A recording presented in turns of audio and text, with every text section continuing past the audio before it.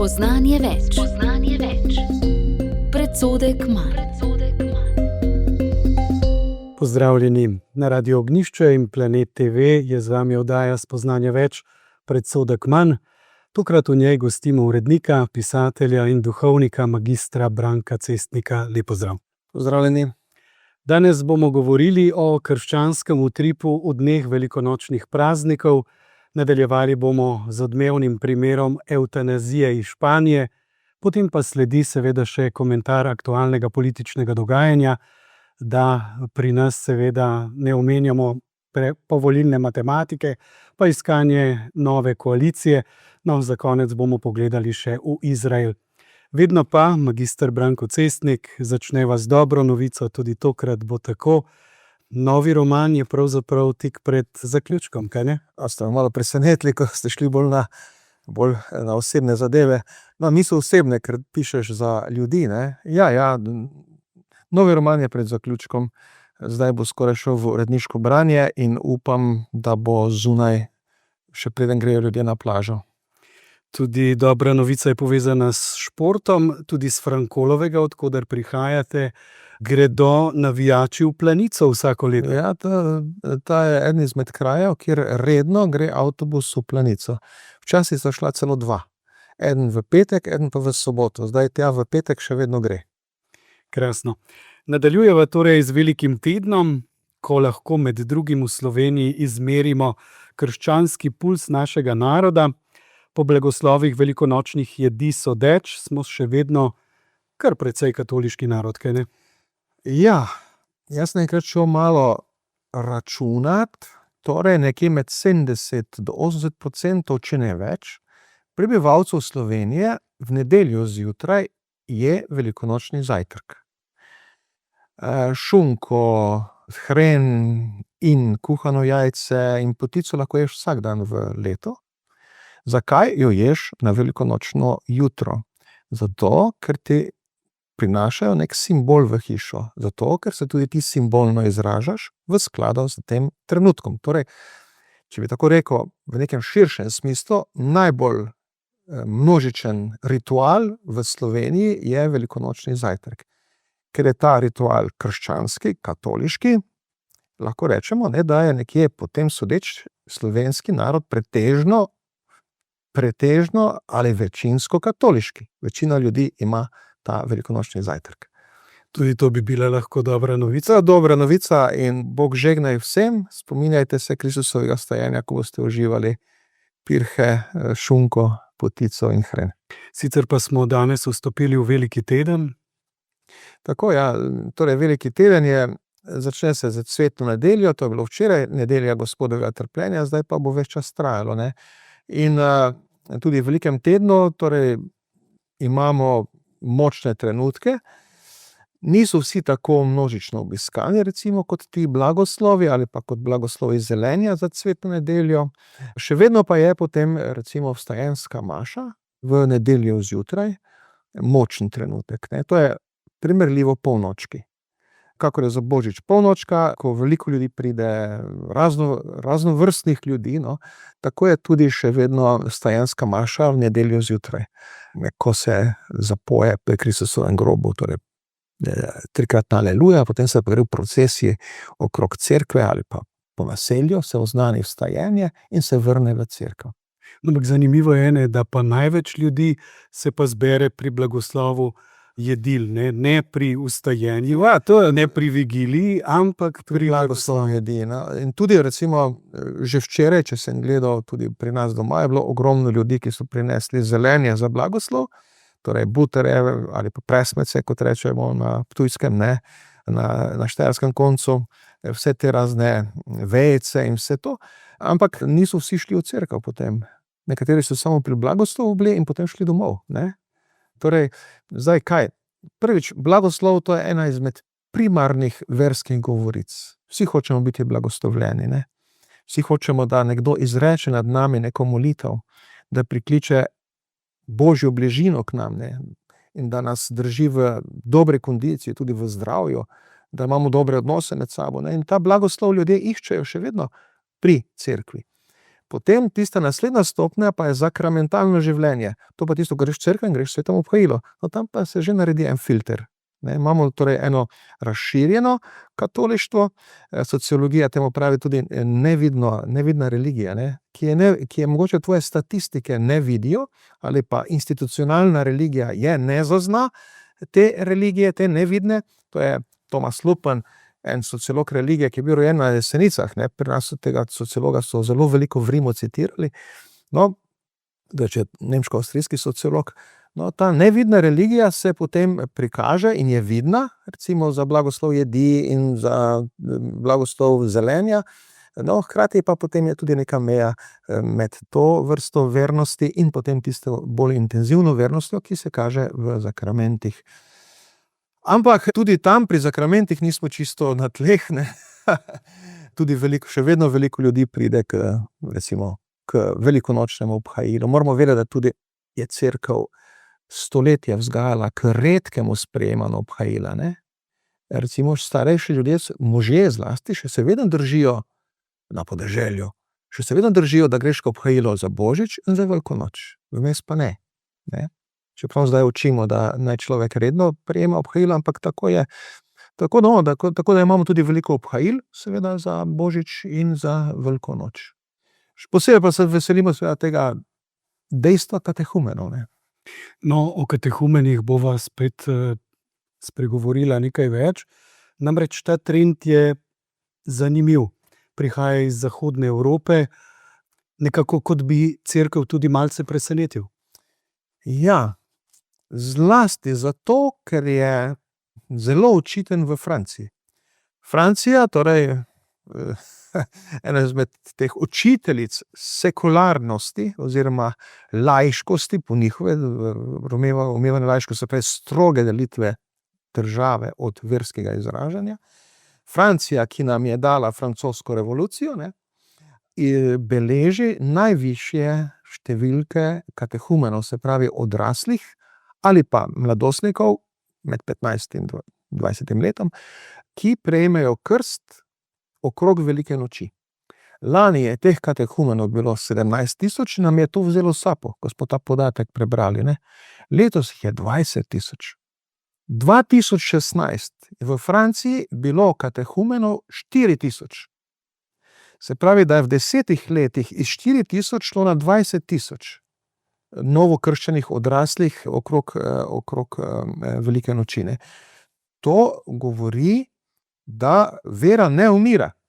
Četudi so v Franciji veliki problemi, četudi v Franciji kakšne cerkve kdaj zagorijo, četudi ima Francija strogo zakonodajo, ki torej tišči religijo čim bolj na stran, ne, vera tam ne umira. In če zdaj se spomnim leta 2016, ko je bilo torej 4,000 katehumenov v Franciji, tistega leta so obglavili enega duhovnika. Ne, je bil teroristični napad v cerkev in en islamistični fanatik je duhovniku torej ga zaklal in mu odrezal glavo. To je bilo pri sveti maši. To se je zgodilo poleti, ker se spomnim, ker potem mi smo šli na svetovni dan mladih v Krakovu in so tudi zaradi tega terorističnega dejanja bila izjemno močni varnostni ukrepi v Krakovu. 8 strelci so bili med nami, ne, in vse to, ker so pač se bali, da bo napad na nas. No, ampak takrat smo bili tako šokirani, no, ampak glejte, kri mučencev je seme novih kristjanov, ne.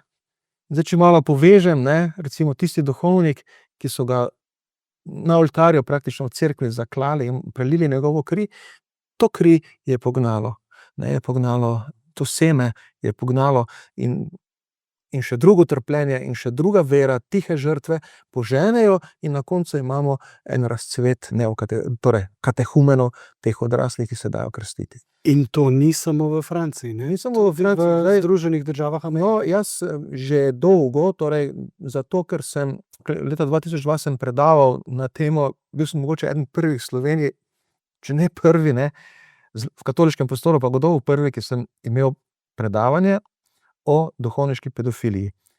In to je bilo leta 2002 v okviru Nikodemovih večerov.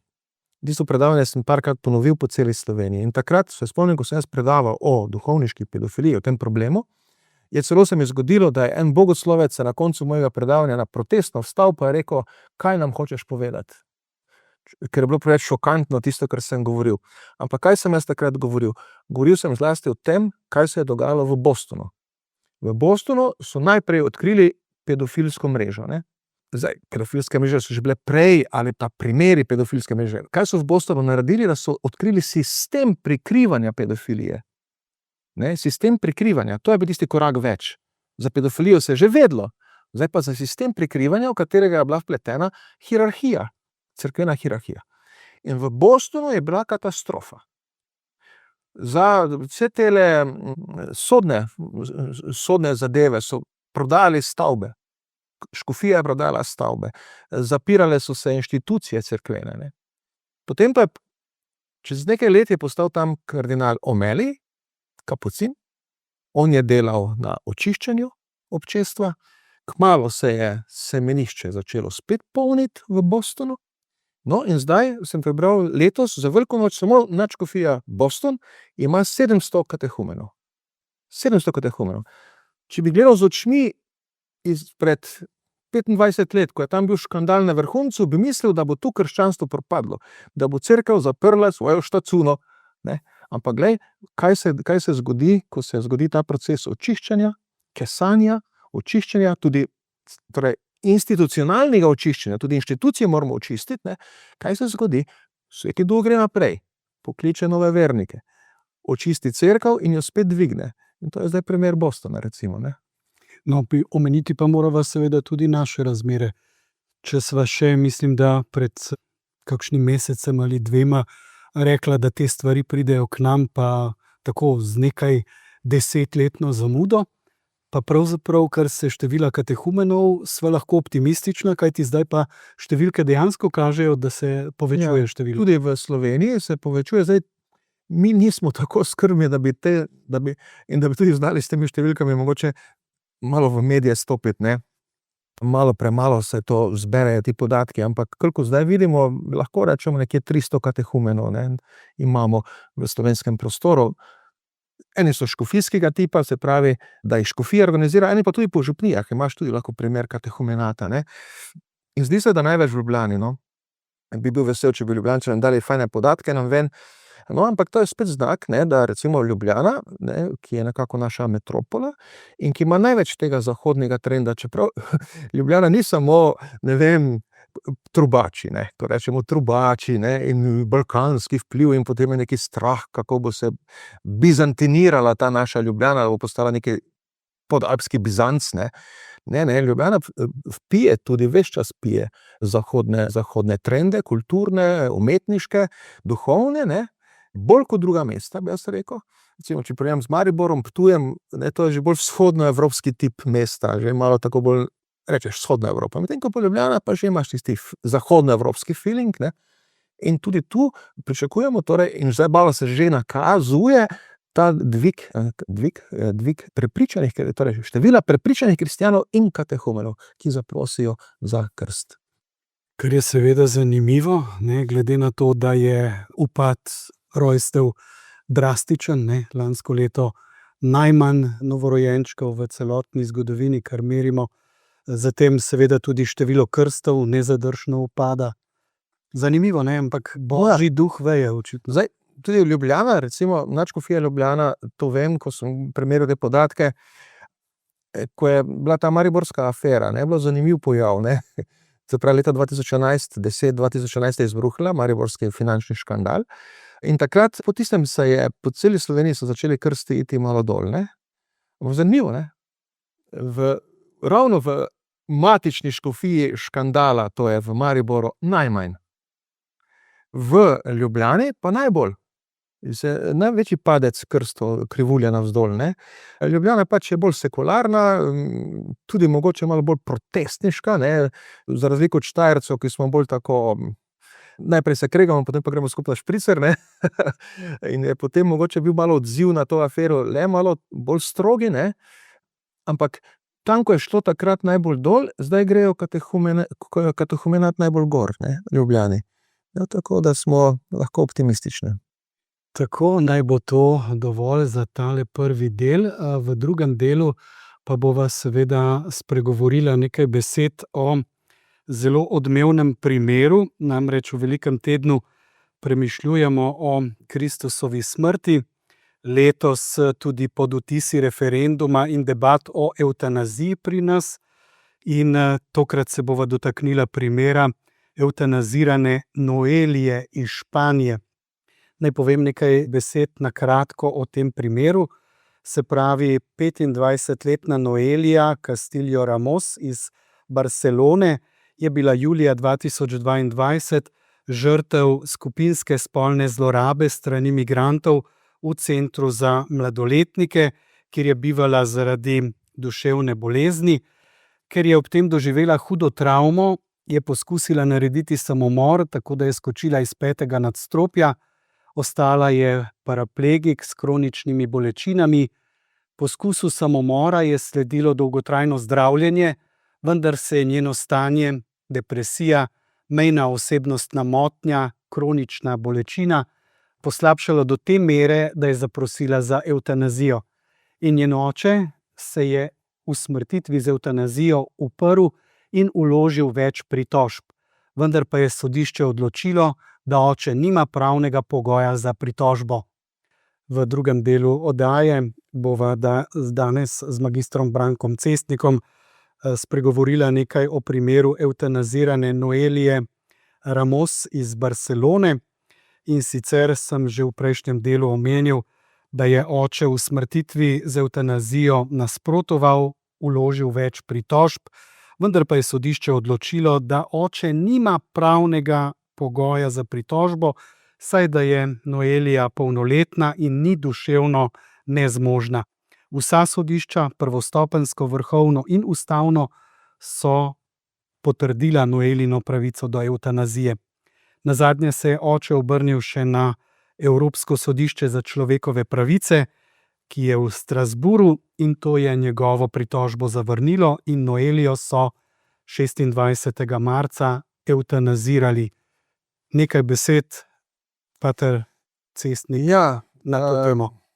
Torej, dobra je ta aktivna oblika glagola, so jo evtanazirali, namesto se je dala evtanazirati ali pa se je evtanazirala, ne. Ker je na koncu že bilo tako močno pričakovanje inštitucij in države, državnih inštitucij, sodstva, vsega tega sistema, plus teh zagovornikov evtanazije, ki evtanazijo zagovarjajo kot človekovo pravico, ne, da je njej že praktično že bilo odrejeno, da mora umreti, ne. Velika krivda države.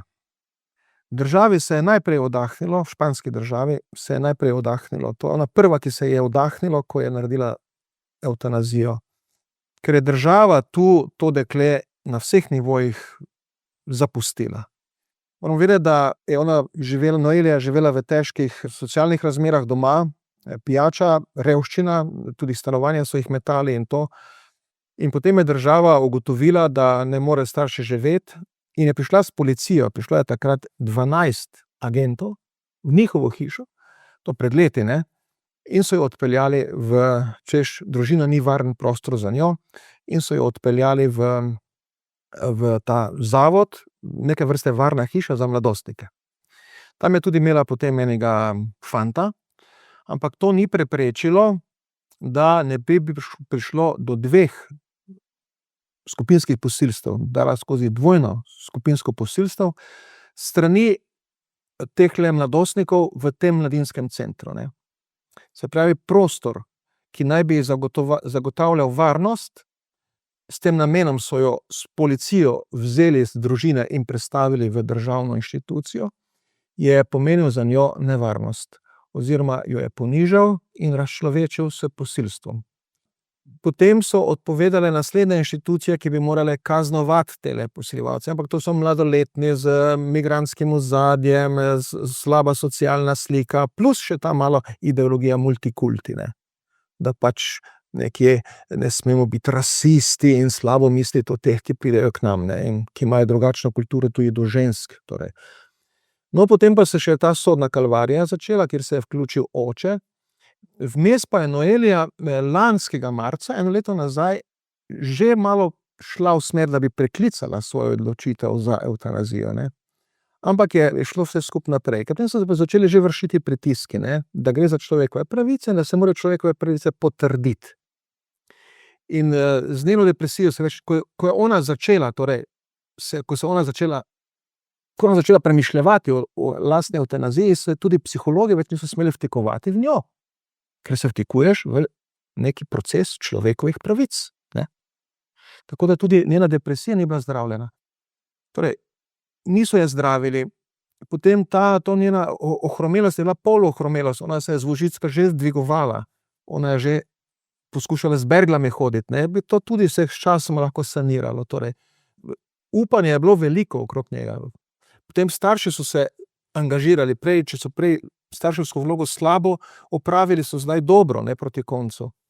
Potem civilna družba, posebej krščanske organizacije, so se dvignile za njo, ne, in bi naredile vse, da bi ona preklicala evtanazijo in bi jo pomagale v kakšnih drugih okoljih, skupnostih, imela na razpolago veliko stvari, ampak je seveda ta stroj šel naprej in dala še nekaj dni pred smrtjo intervju za en čas, za eno televizijo, teda smo lahko vsi videli, jaz sem takrat to opazil, to zgodbo, no, to je, se pravi, kakšen slab teden pred njeno smrtjo sem to, in še se je v tistem intervjuju jokala, ne, ker se je pač odločila za evtanazijo. No, in potem je to šlo do konca. Še do konca so upali, da bi preprečili. Še njena prijateljica je tisto uro, ker se je reklo ob 6. zvečer na cvetni četrtek, še tisto uro njena prijateljica stala pred vrati te klinike, ki ima ime po svetniku svetega Kamil, ne, sveti Kamil, in je hotela noter, kot najboljša prijateljica, pa so rekli ne, ker bo motila proces in tako naprej. Kdo vse se je oddahnil? Država, ker je odpovedala, ker ni dala z varnosti, pa je obljubljala. Terapevtske skupine, pravne skupine, in oddahnili so si posiljevalci. Ker zdaj ni več nikoga, ki bi jih tožil, ne, ki bi jih preganjal. Zdaj nekako kazen bojo dobili, tako ali drugače, ampak oni so na ulicah spet.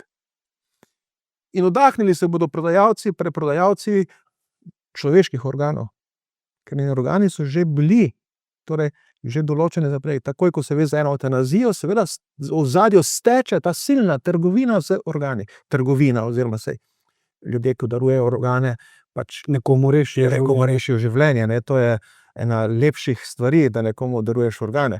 Ne sme pa biti to razlog za tvojo smrt ali pa dodaten pritisk za tvojo smrt, češ hočemo tvoje organe, ne. Vidite, to je ta zgodba. Ampak vseeno, magister Branko Cestnik, ona je bila polnoletna, bila je pri zdravi pameti, tako se je odločila. Ja, tako rečejo zagovorniki. Tudi Evropsko sodišče za človekove pravice je na tem rečejo zagovorniki, ne, ker je pač zdaj zakon o evtanaziji tako spisan. Da dejansko, ko se ona odloči, se v bistvu niti več staršev ne pusti zraven, ne, ker lahko zmotijo to odločitev in vplivajo na njo in vplivajo na njeno svobodno voljo. Ne, tako se za to interpretira. Ampak če se nekdo odloči za evtanazijo, kliče na pomoč. Tako moramo to razumeti. In pri njej je bilo to zelo očitno, ne. A potem pa že je počasi prišlo do neke medijske in družbene vloge, ki je ona potem mogla odigrati do konca, ne. Ker so že toliko tega pritiska se okrog nje naredil, no. Tako da ubili so jo, no. Tako si jaz upam reči.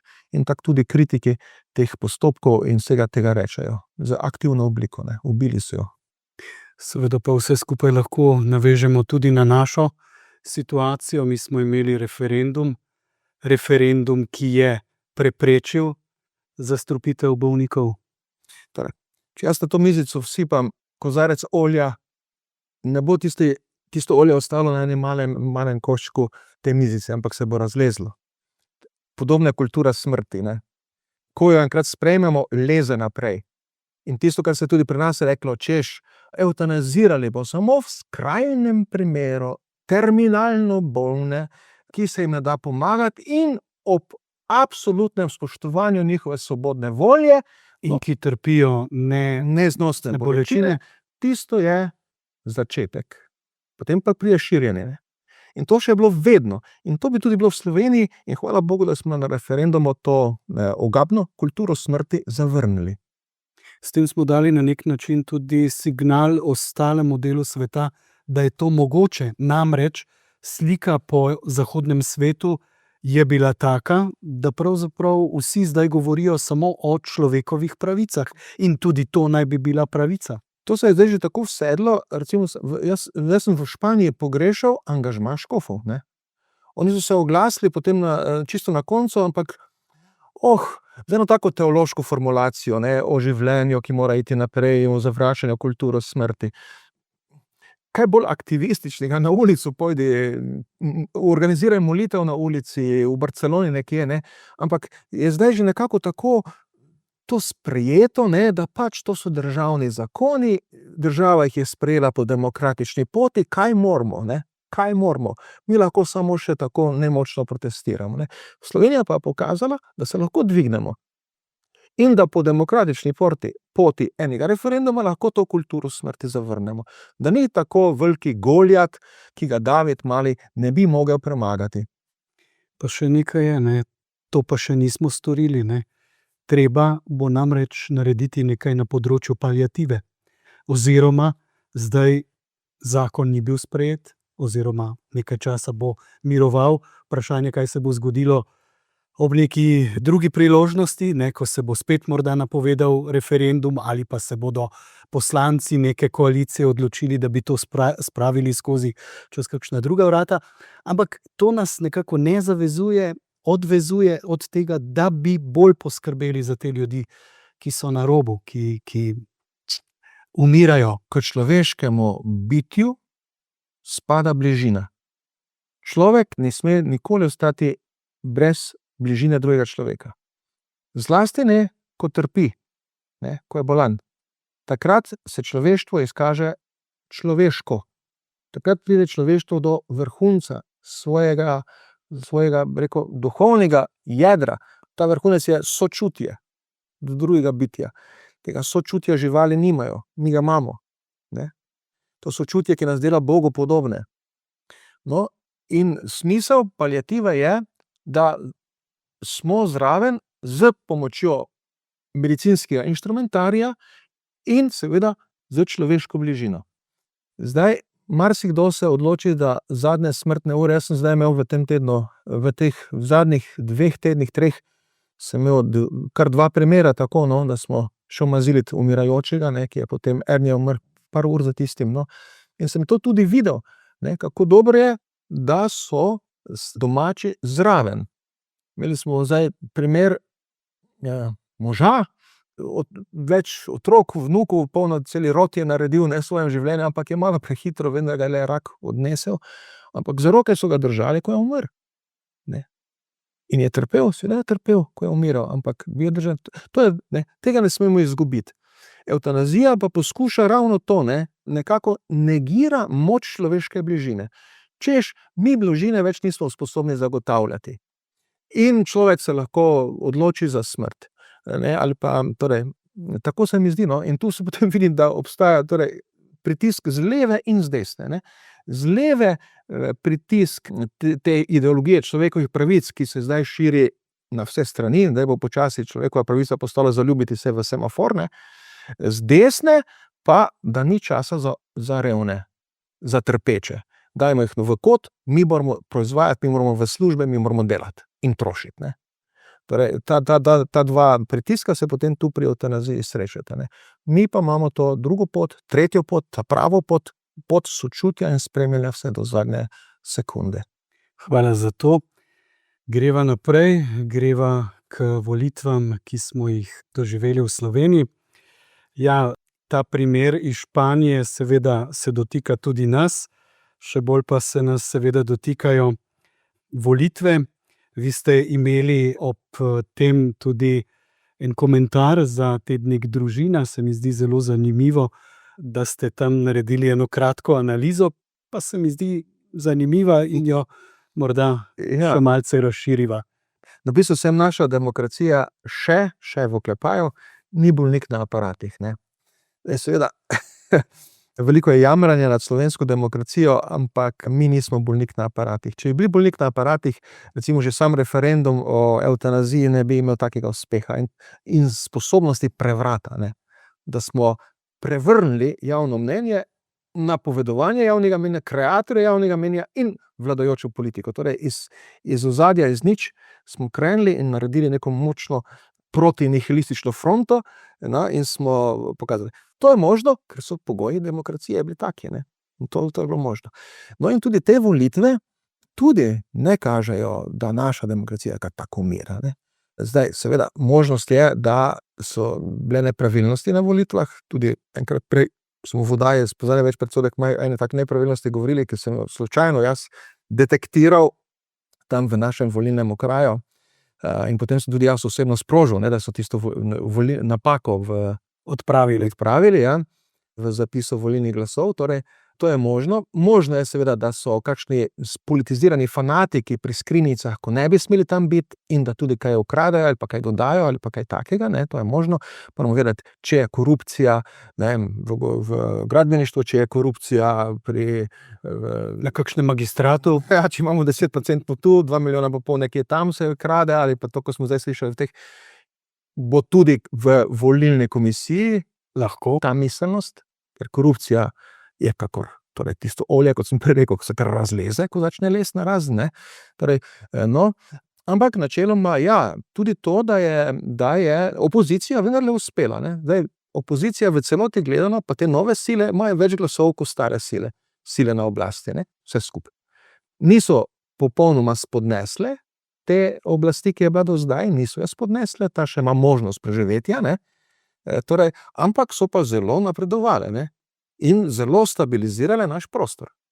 In pokazale, da ni res tisto, ko pravijo, ne, da je na eni strani dominantna neka urbana levica, na drugi strani pa neka bolj zaostala desnica, ki je bolj kot ne na podeželju, ne. Zdaj vidimo, da tudi ta slika se spreminja in da tudi izraz desnica, desničarstvo ni več taki bav, kot če je bil včasih, ne, desničar, si se kar malo bal, da bi ti kdo rekel desničar, ne.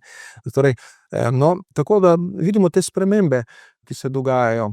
Tako da tudi z vidika kazni bi rekel, ne, da je vodilna politika, kar je bilo v njej arogantnega in lažnega, je bilo tudi koliko toliko kaznovano, no. In je zdaj recimo arogantno politiko, ki je vladala, smo prisilili v sodelovanje. To pa je pa to neka nova dimenzija zdaj nastala, sodelovanje, ne. Sežimo preko sredine, kje si pa tej bil? No, to je še danes rekel premier Golob, ne, da išče neko široko, kaj vem, ljudsko fronto.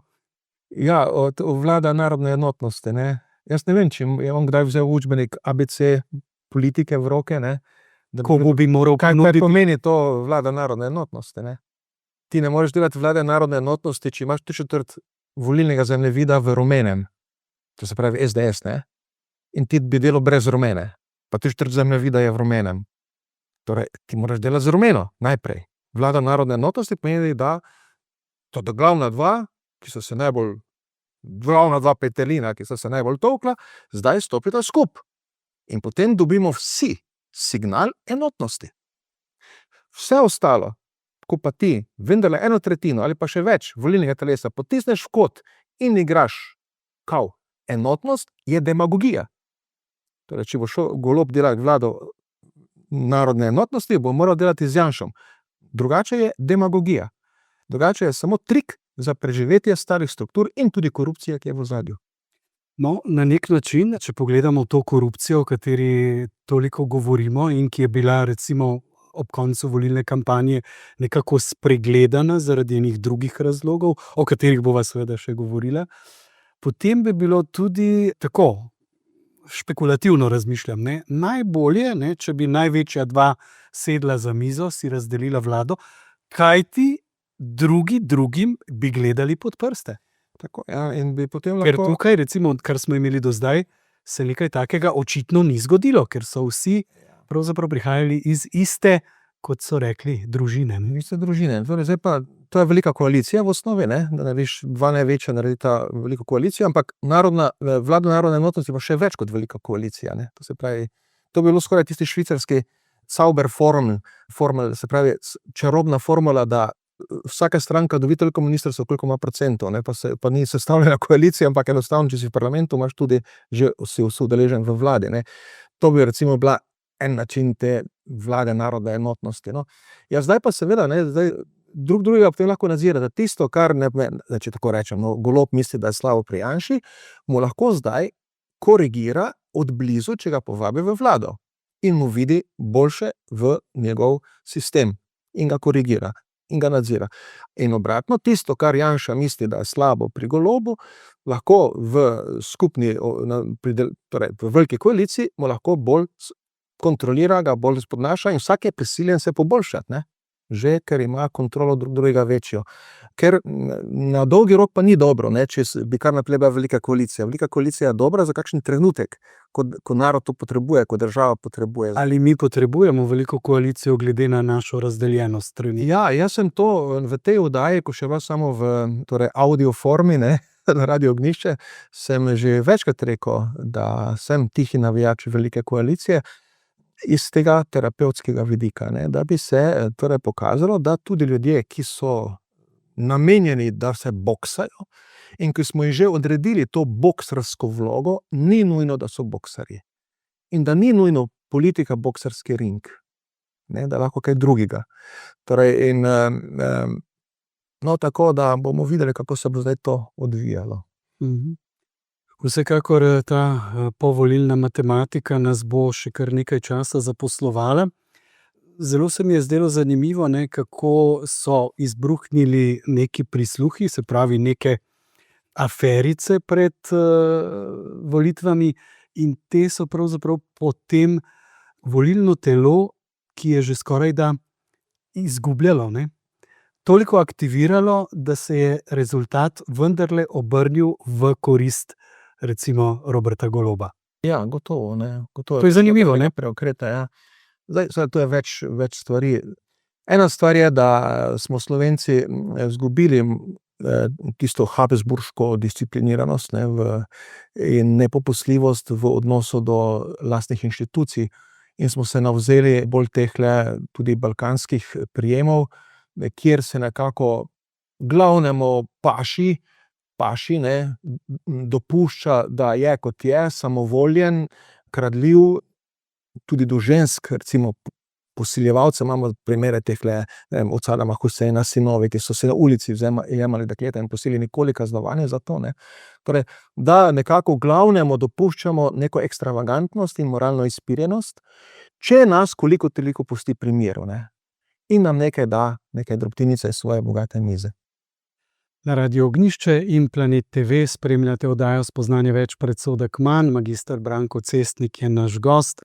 Sva pri povolilni matematiki in končala sva pravzaprav s tem, da je zelo zanimivo, kako volivce te afere, recimo ta odkritja korupcije, ne zadenejo toliko, kot pa na kakšen način so bila sporočena javnosti.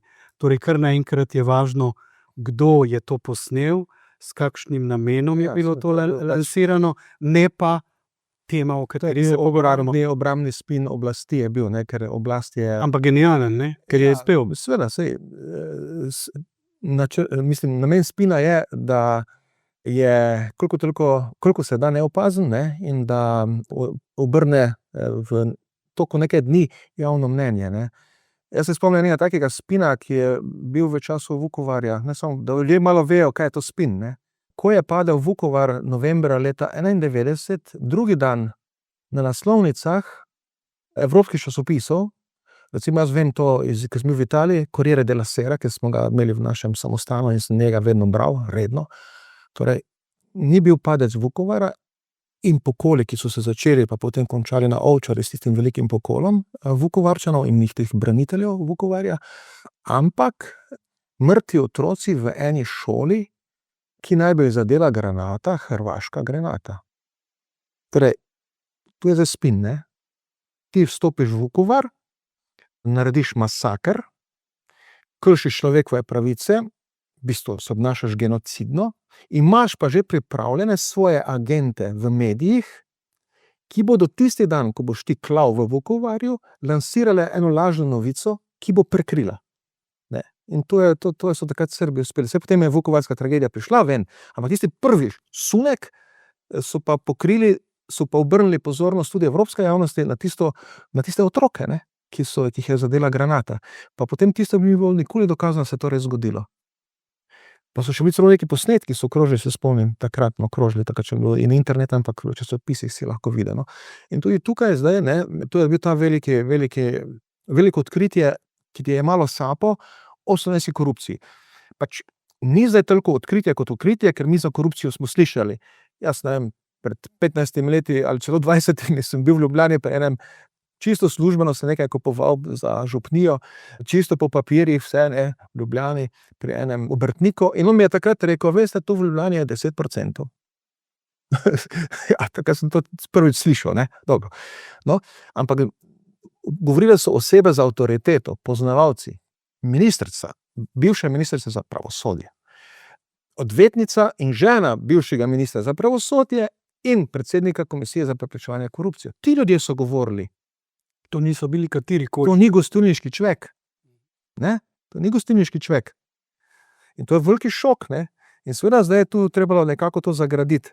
In rešitev je bil Izrael.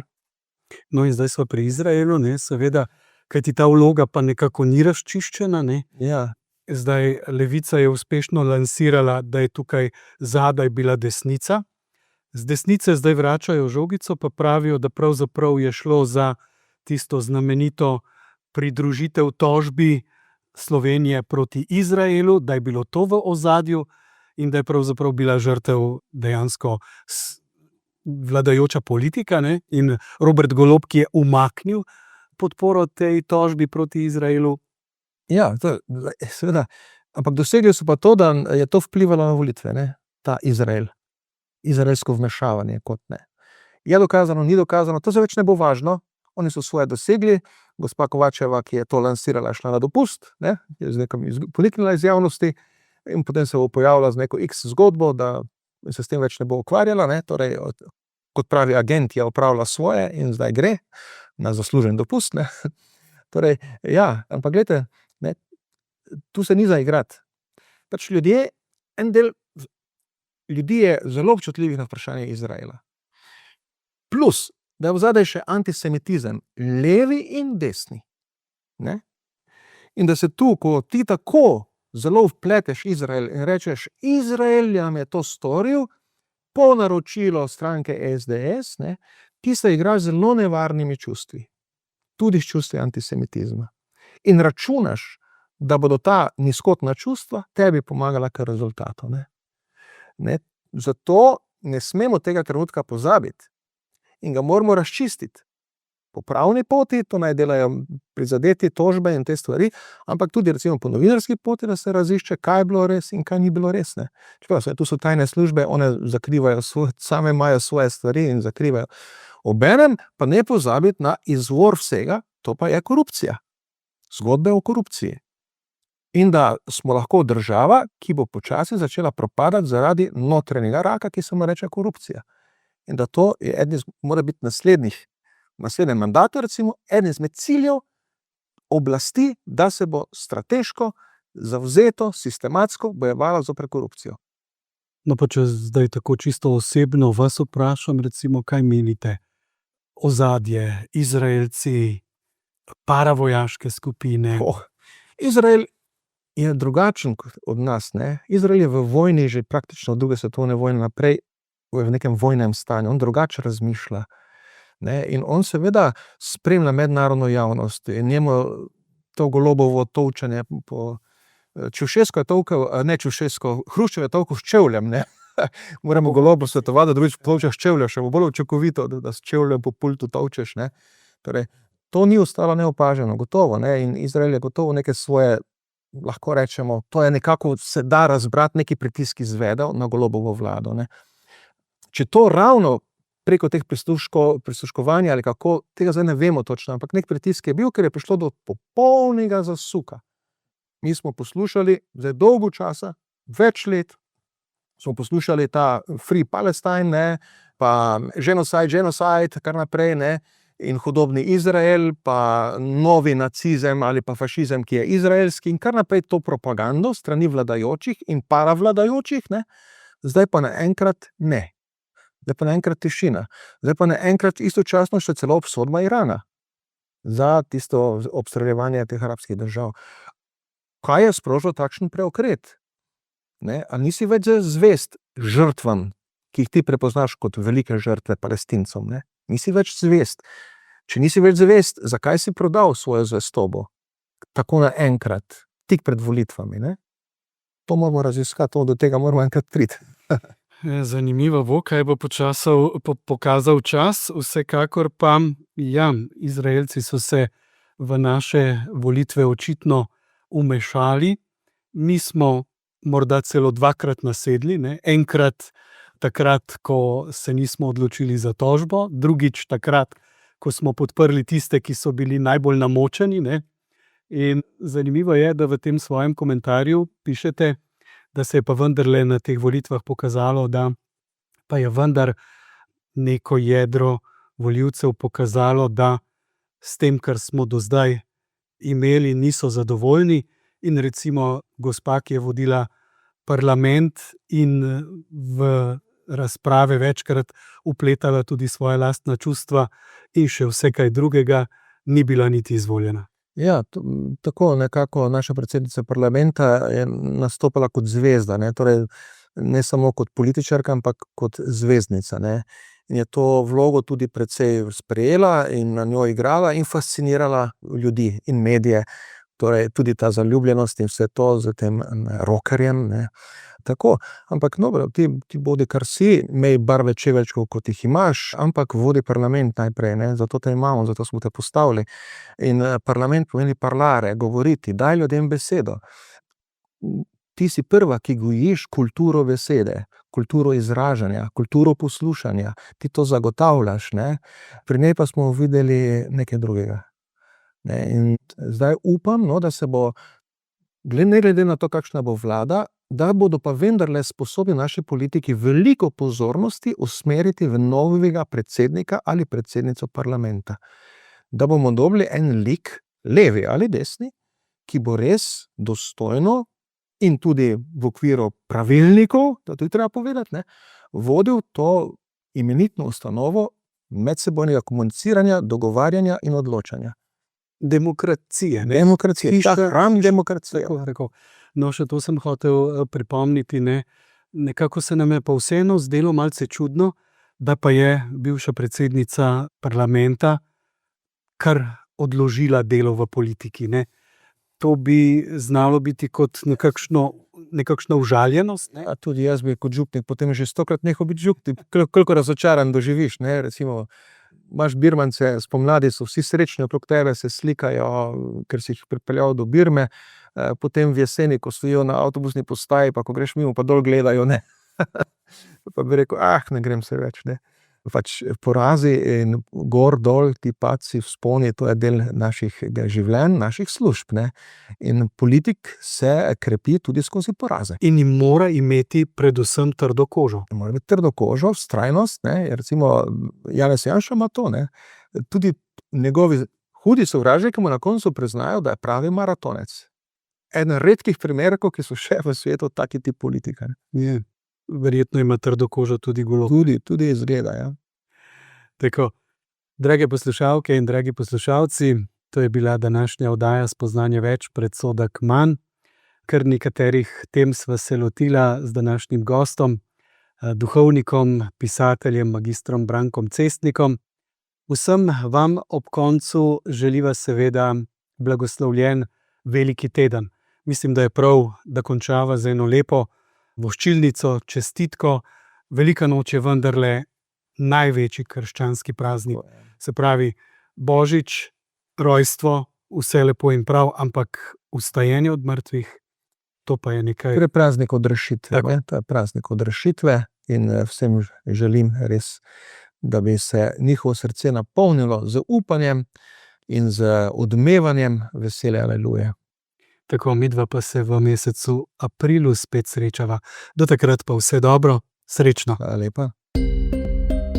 Spoznanje več. več. Predsodek manj.